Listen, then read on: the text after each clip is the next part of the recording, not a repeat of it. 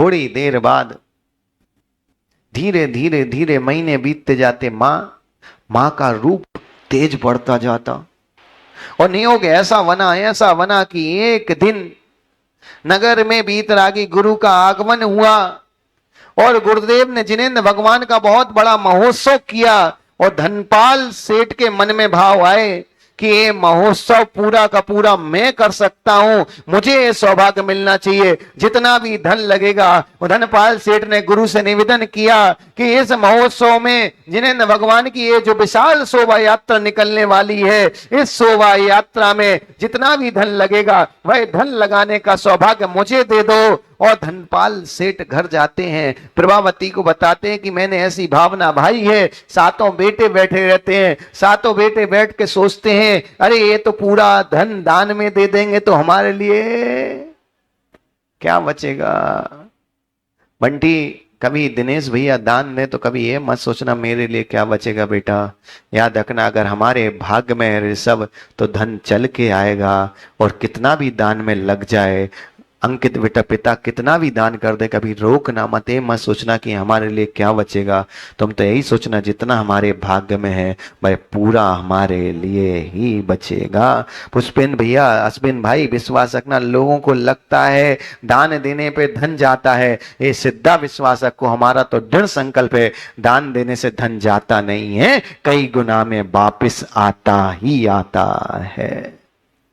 कभी किसी ने अपने घर में बोरिंग कराई? बोरिंग नहीं हुई किसी के घर में? है हुई है? किसी ने बोरिंग होते हुए देखी किसी ने? अतुल भैया बोरिंग देखी? पुष्पिन भैया बोरिंग देखी? तो एक चीज बता, बोरिंग काय के लिए कराते? पानी के लिए कराते पुष्पिन भैया, अतुल भैया, पानी के लिए कराते। अब एक चीज बताना, पानी के लिए जब बोरिंग कराते हो तो हमने तो एक सिस्टम देखा, वो मशीन वाला मशीन डालता है, घुमाता है तो ऊपर से पानी डालता है। अरे जब पानी निकालना है तो फिर पानी डालने की जरूरत क्या है? और बिना पानी डाले पानी निकलेगा क्या? है निकलेगा क्या? निकलेगा क्या? तो यही अकल लगाओ। अश्विन जब जब दान दो, ऋषभ जब जब दान दो, लोग बोले क्या कर रहे हैं, कहना हम पैसे निकालने की बोरिंग कर रहे हैं। जैसे पानी निकालने के लिए पहले पानी डाला जाता है फिर भर भर पानी निकलता है, उसी तरह याद रखना हम दान नहीं दे रहे हैं, हम पैसा निकालने की बोरिंग कर रहे हैं। पहले पैसा डाल रहे हैं, बाद में भर भर पैसा निकलेगा, भर भर पैसा। तो याद रखना सनी, जब भी दान दो ये सोच के मत देना हम दान दे रहे, तुम तो ये सोच के देना हम पैसा निकालने की बोरिंग कर रहे हैं। और गुरु वो है जैसे तुम्हें इंजीनियर बता देता है यहाँ पानी है, उसी तरह अश्विन सोचना गुरु आ गए, उनने बता दिया यहाँ पैसा है, यहाँ पैसा डाल दो, पैसा निकलेगा ही निकलेगा। बोरिंग है कि नहीं पुष्पिन भैया? बोरिंग में पहले पानी डालना पड़ता है, पर याद रखना जितना डालते उतना ही मिलता है कि उससे कई कई गुना मिलता है। उसी तरह याद रखना जिन देव शास्त्र गुरु की सेवा में जो धन तुम डालते हो वह वापस नहीं निकलता है, वो कई कई कई गुना ज्यादा निकलता है। सच में हमने खुद अपनी आंखों से, 1 साल भी नहीं हुआ अभी, विपिन भाई पर्युषण का पर्व चल रहा था, पर्युषण में उज्जैन में सब लोगों ने 10 उपास किए। उज्जैन वाले आते तुम पूछ लेना, हमने बस उपास के दिन 10 उपास चल रहे थे, हमने 30 से 34 व्रत में कहा कि जितने लोगों ने उपास किए हमारी भावना है उन सबकी एक विशाल महापारणा हो और बहुत बड़ा द्रव लगेगा। और एक भावना है कि कोई एक भव्य प्राणी आए और वो गुरु के चरणों में निवेदन करते गुरुदेव पूरा मुझे कराना है। आप आश्चर्य करोगे, एक सौगानी माँ है वो आई और उस माँ ने पूरी पारणा कराई, और विश्वास रखना जब पारणा कराई है उसके बाद उसको जो फल मिला है वो कभी भी, आप आश्चर्य करोगे, जो लाखों में दान देती थी इस वर्ष वो करोड़ों में दान देने की पात्र हो गई। ये होता है जब जब कभी प्रयास करके देखना। अभी मोक्ष सप्तमी का पर्व होगा, मोक्ष सप्तमी का अनुष्ठान होगा, याद रखना कभी ये बात सोचना कि कमेटी हमसे पूछे, तुम आगे चल के बोलना कि ये भाग्य मुझे मिल जाए। और सच बताऊं ना, जैसे किसी व्यक्ति के पास पैसा नहीं हो, कल ही बहुत पैसा नहीं होता है लेकिन व्यापार करने के लिए हम उधार पैसा ले लेते ना, और कई बार जितना पैसा होता व्यापार में हम रिस्क लगा देते ना व्यापार में, किसी व्यक्ति ने सलाह दी कि भाई ये वाला व्यापार कर लो है तो तुम्हें सफलता मिल सकती है, तो हम रिस्क लेते कि नहीं लेते, पैसा लगाते कि नहीं लगाते। और एक व्यक्ति के कहने पे अगर पैसा लगाते हो और गारंटी थोड़ी होती कि वो व्यापार सफल हो भी जाए। हो भी सकता है राकेश, नहीं भी हो सकता है। उसी तरह याद रखना, एक बार गुरु के कहने पे भी धर्म के व्यापार में अपना पैसा लगा के देखो, नहीं है तो भी लगा के देखो। असफल भी हुआ तो कम से कम धर्म में गया, लेकिन गारंटी से विश्वास रखना धर्म में गया पैसा कभी असफल नहीं होता। चंदू भैया, कई कई गुना नियम से वापस आता है। ये वो भूमि है जहां एक दाना देते हैं तो वापस में बोरे के बोरे मिलते हैं।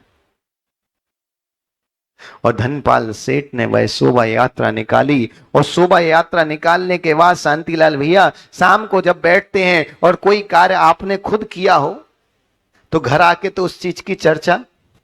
अरे आप विश्वास रखो ऋषभ, अपन गुरु के प्रवचन सुनने आते बेटा, आहार देने आते हैं ना, विश्वास रखना कहीं चार दोस्त मिलते हैं ना धार्मिक, तो अपन क्या बात करते हैं, अरे आज तो भैया, आज तो महाराज ने ये वस्तु ली थी, आज तो महाराज ने प्रवचन में ये कहा, धूमित बेटा यही शब्द निकलते हैं उसो। और वहां विश्वास रखना उसने तो पूरी शोभा यात्रा निकाली हो। घर आके धनपाल और प्रभावती आपस में बात कर रहे थे, उनके 7 पुत्र बैठे बैठे बात कर रहे थे कि पिताजी आज तो आनंद आ गया, भगवान जिनेंद्र का प्रथम अभिषेक हमने किया, भगवान जिनेंद्र को मस्तक में रख के रथ में विराजमान करने का मौका हमें मिला, गुरु के चरण धुलाने का मौका हमें मिला, गुरु के मुख से शांति धारा हो रही थी और हम 7 भाई मिलकर शांति धारा का कलश कर रहे थे। ओ भाग्य हुआ। तब पिता कहता है कि देखो बेटा, तुम कह रहे थे दान देने से खत्म हो जाएगा, आज कितना आनंद आया। और ये चर्चा चली रही थी माँ, ये चर्चा चली रही थी, और वहां से धनपाल सेठ का मुनीम आता है और वह मुनीम आकर कहता है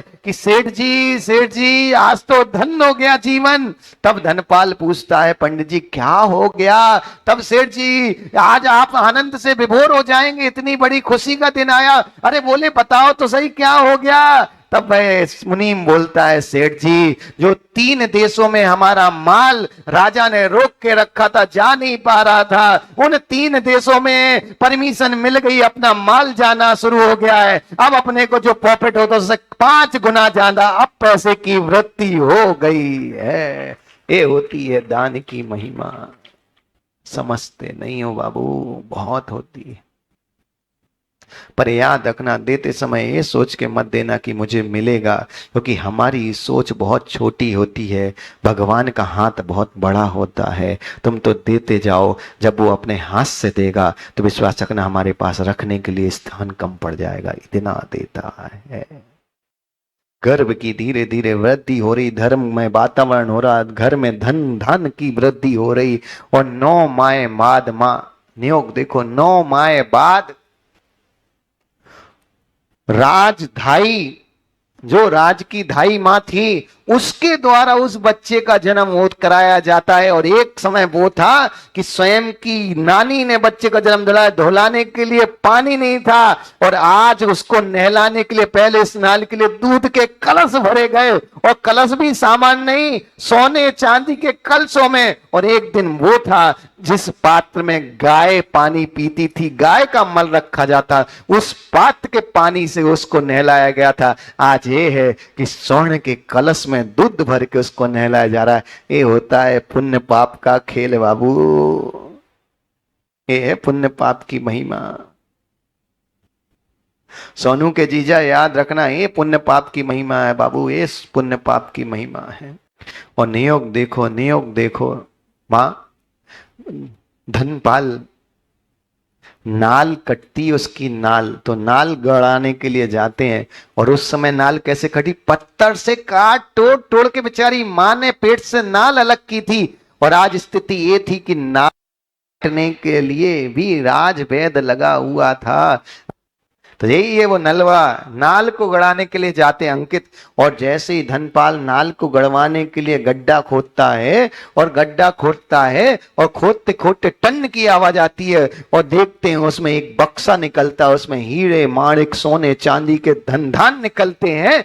और वह नाल गड़ा के जब वापस आता है तो पुनः राजा के पास जाता है और राजा को पूरी घटना बताता। राजा बोलता, देख तेरे बेटे की नाल गाड़ी जा रही थी, इसलिए तेरे बेटे के पुण्य से धन निकला है। और मनोज भाई यहाँ पुण्य की महिमा देखो, यहाँ पुण्य की महिमा देखना कि उस बेटे का जन्म हुआ, जन्म से पहले सोना चांदी निकला, जन्म होते साथ नाल गाड़ा तो रत्नों की राशि निकली। और यहां देखना कि तुम्हारा नाम ऋषभ किसी बुआ ने, किसी मौसी ने, किसी माँ ने रखा होगा, लेकिन उस जीव का पुण्य देखो, उस जीव के पुण्य की महिमा देखो, उस जीव का पुण्य देखना। उसका नाम पता किसने रखा?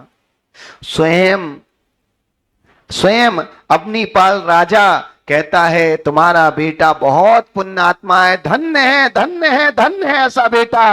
राजा घोषणा करता है तुम्हारे बेटे को पूरा संसार धन्य कुमार के नाम से जानेगा। आप कल्पना करो, नगर का राजा जिसके बेटे का नामकरण कर रहा हो, उस जीव के पुण्य की महिमा क्या होगी।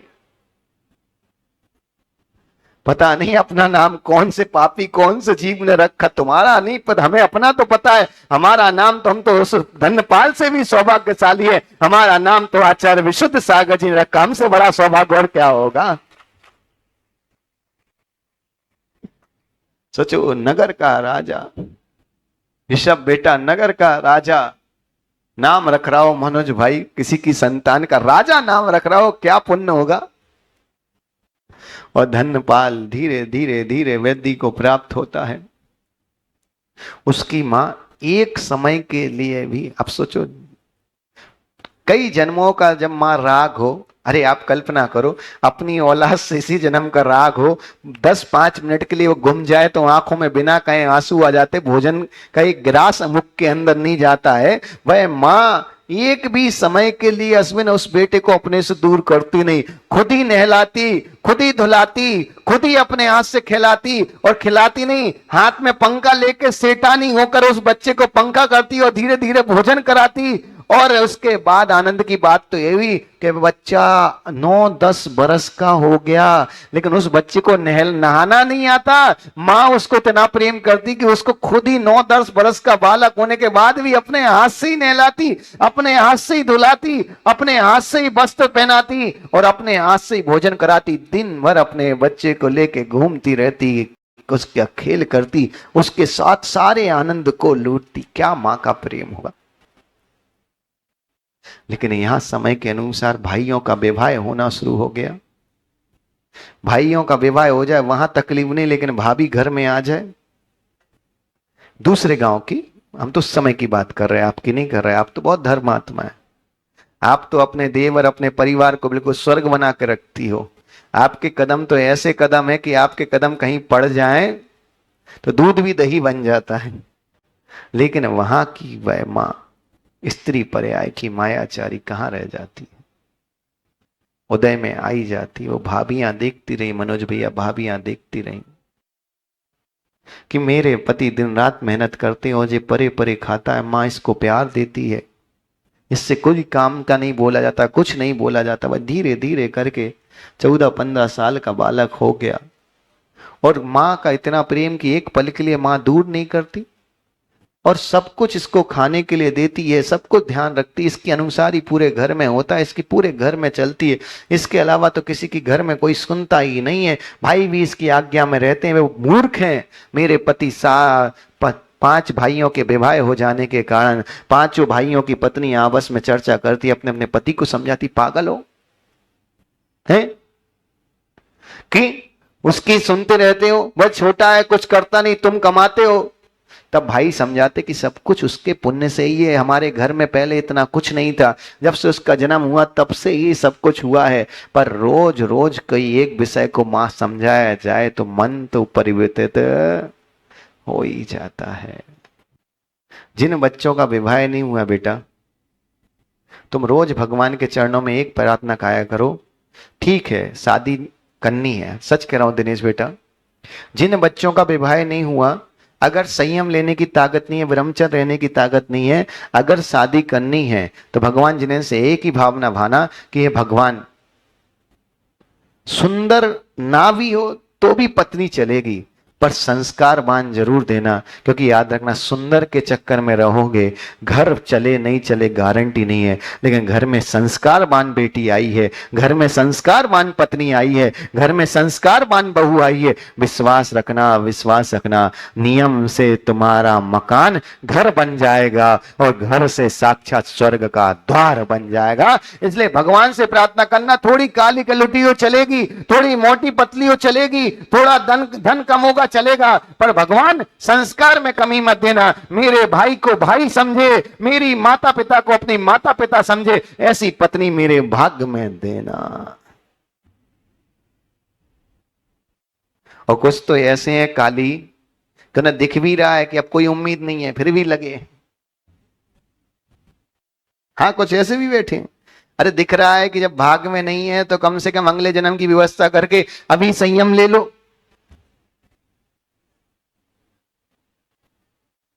और उन भाभियों ने जब भड़काना शुरू किया, एक दिन सातों भाइयों ने मिलकर पिताजी से कहा, पिताजी ये नहीं चलेगा, घर में हम सब मेहनत करें और भाई बेटा तुम्हारा बैठा बैठा खाए, उसको भी व्यापार के लिए भेजो, वह भी व्यापार करेगा, वो भी कमा के लाएगा, वरना हम घर में नहीं रहने देंगे।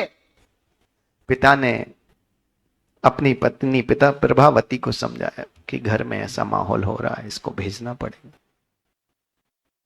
पंडित को बुलाया गया, योग मुहूर्त निकाला गया, योग मुहूर्त, व्यापार के लिए पहली बार जाएगा। बेटे से कहा कि बेटा धन्य कुमार, तुम्हें व्यापार के लिए जाना है। तो उसको तो पता ही नहीं व्यापार कहलाता क्या, वह तो बड़ा मासूम अतुल भैया। और उससे कहा कि चंदू भैया तुम्हें व्यापार के लिए जाना, तो पिता ने इतना समझा दिया कि धन दे के कोई वस्तु खरीदना और खरीद के बेचना, इसको व्यापार कहते हैं, और जो लास्ट में बचे वो घर लाना। जाने की तैयारी हुई। जो पहली बार 100 स्वर्ण मुद्राएं निकली थी, पुष्पेन भैया पिता एक साथ 100 स्वर्ण मुद्राएं दे दी। भाभियों को तो और आग लग गई कि पहली बार व्यापार करने जा रहा हो, सीधी 100 स्वर्ण मुद्राएं दे रहे इस परमेश्वरी को। और मां से रहा नहीं गया, मां ने 2 नौकर और लगा दिए साथ में कि भाई इसका ध्यान रखना है, इसको कोई रोक टोक नहीं करना, लेकिन इस बेचारे को जैसे ही भूख प्यास लगे तो तुम तो सीधे घर ले आना, इसको और कहीं नहीं रखना। अब मां का मन तो बेचैन, वो बेचारा घर से बाहर निकला ही नहीं। 10 मिनट हुए होंगे दिपिन, 10 मिनट हुए होंगे, मां पागलों की तरह फिर बाहर देखने जाए, फिर बाहर देखने जाए, फिर बाहर देखने जाए। अरे धनपाल ने समझाया व्यापार करने गया है, कोई घूमने थोड़ी गया, कभी आ जाएगा, समय लगेगा, रुक। विश्वास रखना, ये घटना तो अपन सबकी माँ ने भी किया है। जब पहली बार तुम सब स्कूल गए होंगे ना, विश्वास रखना माँ बार बार याद करती थी, जैसे पता चल जाए कि 1 बजे बच्चा वापस आना है, विश्वास रखना वो 12:30 बजे से लड्डू बना के तैयार रखती थी कि दीपिन आएगा और उसको खिलाएंगे। दिनेश, ऐसा हुआ कि नहीं हुआ?